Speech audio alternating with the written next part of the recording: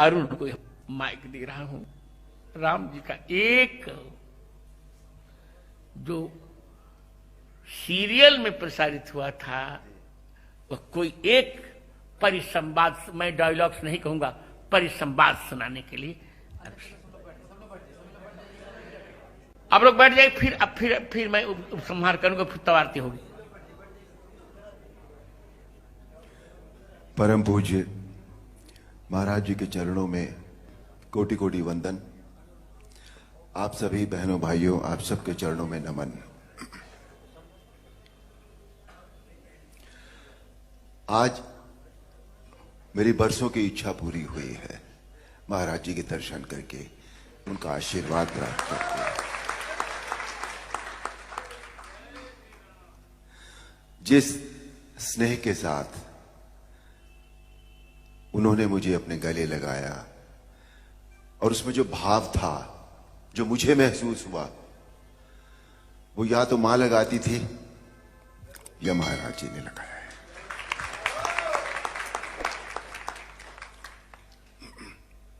महाराज जी की आज्ञा हुई है रामायण का एक परिसंवाद सुनाने की। एक प्रसंग है जो हमारी रामायण थी उसमें, कि रावण जब पहली बार भगवान राम के सामने युद्ध क्षेत्र में आते हैं तो उनका सामना सभी से होता है। पहले हनुमान से भी होता है, सुग्रीव से भी होता है, सभी लोगों से होता है, पर कोई भी रावण को कुछ कर नहीं सका था क्योंकि इतने वरदान थे उनके पास। पर संध्या होते होते जब वो भगवान राम के सामने जा पहुंचे तो भगवान राम ने उनके रथ का पहिया, उनकी ध्वजा रथ की, उनकी खड़क, सभी कुछ तहस नहस कर दिया।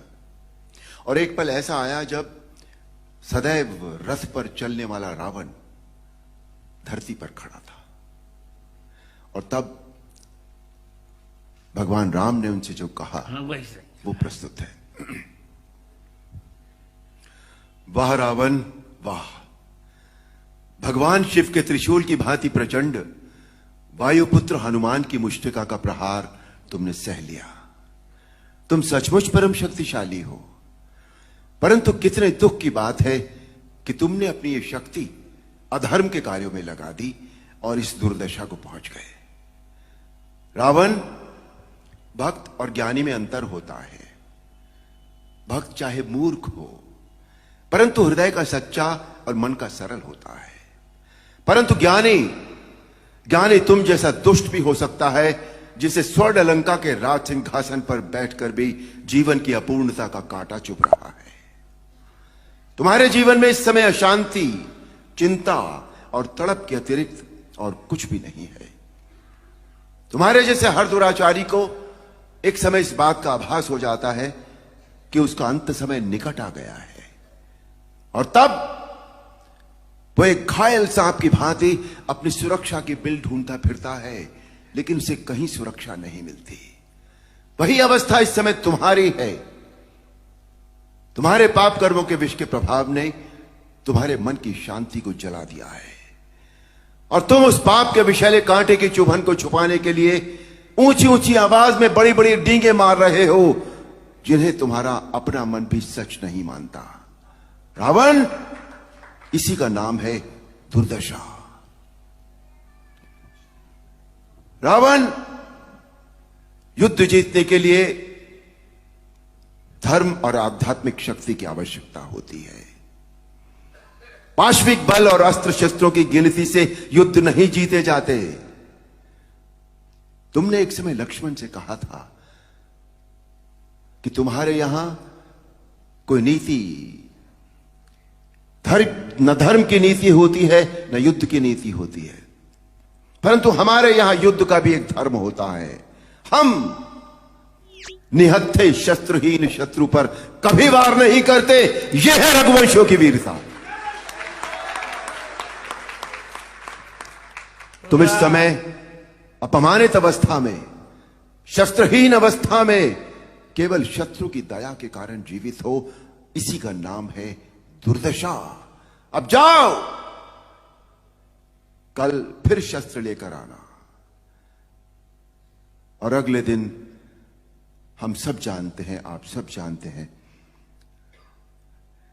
अन्याय पर न्याय की जीत हुई, अधर्म पर धर्म की जीत हुई, अनीति पर नीति की जीत हुई और असत्य पर सत्य की जीत हुई।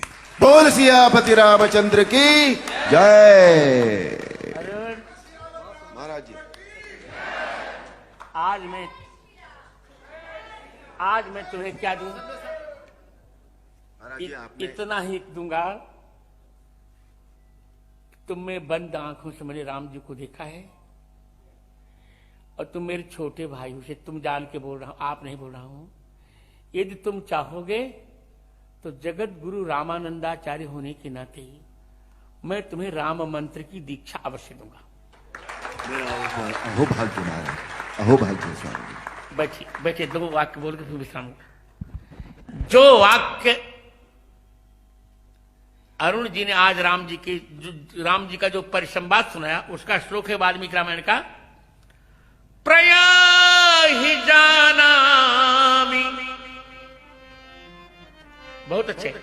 प्रयाहि जानामि रणार्दितस्तुम,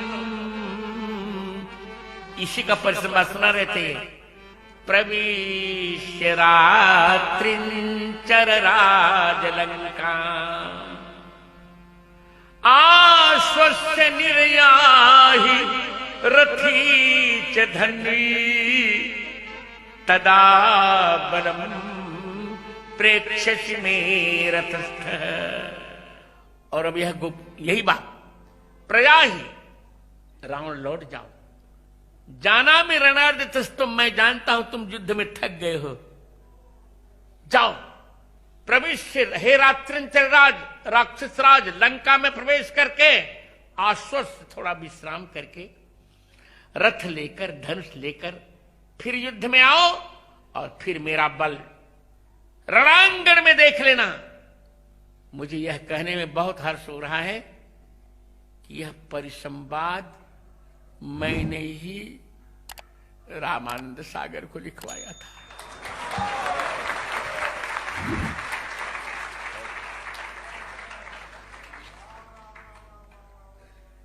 तो अब चलते हैं। मैं अपेक्षा करूंगा इस आयोजन के संयोजक मेरे पुत्र कल्प कृष्णचंद्र ठाकुर भी अरुण जी को मंगलाशासन देंगे।